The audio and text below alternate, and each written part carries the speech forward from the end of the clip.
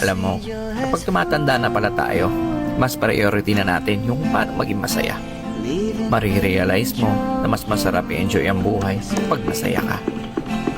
Di mo kailangan makipagtalo sa mga taong walang bilib sa'yo as long as nag-enjoy ka naman sa ginagawa mo.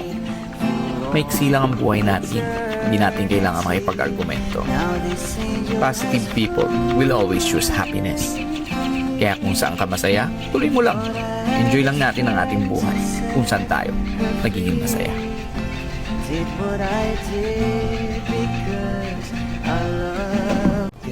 Alam mo, kapag tumatanda na pala tayo, mas priority na natin yung paano maging masaya.